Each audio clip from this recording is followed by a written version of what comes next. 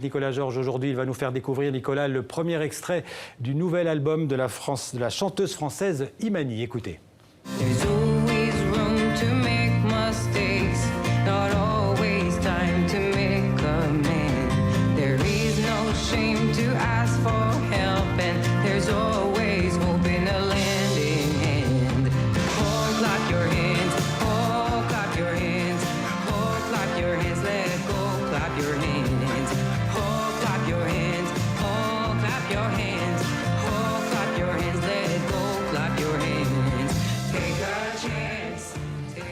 Bonsoir Nicolas. Bonsoir Xavier. Et donc c'est le grand retour pour cette chanteuse française d'origine comorienne, Imani.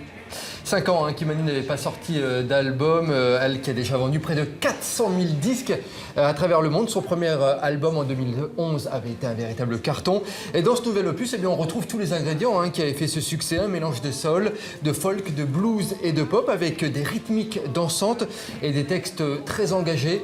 On va juste regretter une petite chose, Xavier, vous l'avez entendu, le disque qu'on vient d'entendre est très dansant. On aurait pu le sortir au début de l'été, histoire d'avoir un vrai tube de l'été.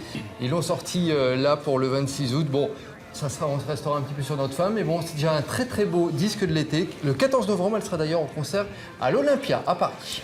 Alors on va parler cinéma avec vous, une belle surprise de cette fin d'été qui nous vient de Corée du Sud. C'est le film Dernier train pour Busan.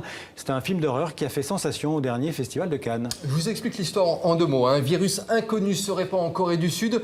L'état d'urgence est déclaré dans tout le pays. Les passagers d'un train se livrent alors à une lutte sans merci afin de survivre jusqu'à Busan, l'unique ville du pays où ils seront en sécurité. Alors ce n'est pas qu'un film de zombies dans un train, ça va bien au-delà de ça. L'objectif des réalisateurs, c'était de montrer l'indifférence et la manipulation de nos sociétés avec les nouveaux arrivants. On regarde justement quelques extraits de ce film et on décrypte tout cela avec le journaliste spécialisé Xavier Le Herper.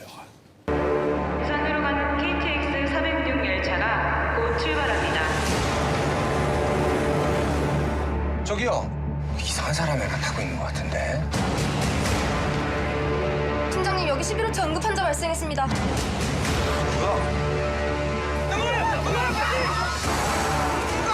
On a des rapports de force, des rapports d'iniquité, des rapports d'inégalité, des rapports de puissance, des rapports entre faibles et forts.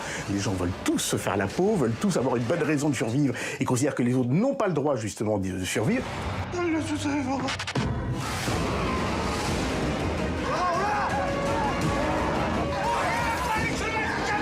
On voit que la société coréenne se désintéresse très vite des infestés. Elle essaye au contraire de les mettre dans un petit coin et de les oublier le plus possible, quitte à balancer des infestés sur quelques indésirables de la société coréenne. Donc c'est à la fois très drôle, très méchant, très mécréant, très politique.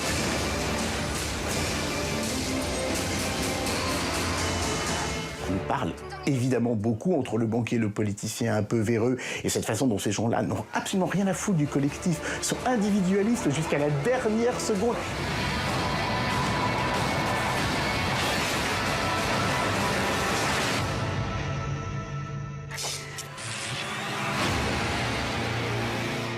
Voilà, donc on l'a compris, c'est une véritable métaphore de la société de consommation. Le film a fait un carton en Corée du Sud. Il est vraiment salué par la critique. Il est actuellement dans les salles. Alors on part tout de suite au festival de Douarnenez, c'est en Bretagne. Le coup d'envoi a été donné ce vendredi, 39e édition de ce festival. C'est l'un des plus anciens de France, au programme des projections de films, bien entendu, mais aussi des débats, des expositions et des concerts durant une dizaine de jours. On jette justement un œil à la bande-annonce de ce festival.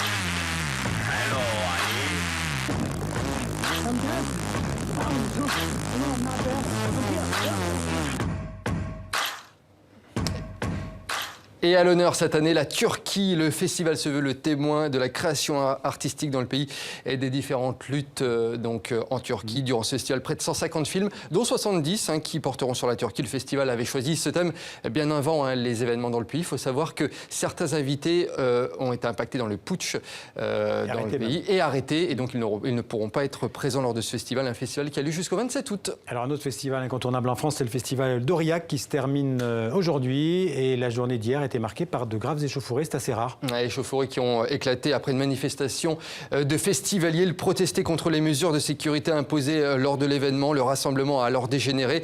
Des casseurs, on le voit, ont infiltré la manifestation selon les autorités. Il y a eu des affrontements entre les forces de l'ordre et plusieurs dizaines de personnes. Le calme est revenu dans la soirée. 3 personnes ont été interpellées. Merci Nicolas, à demain. Merci, à demain.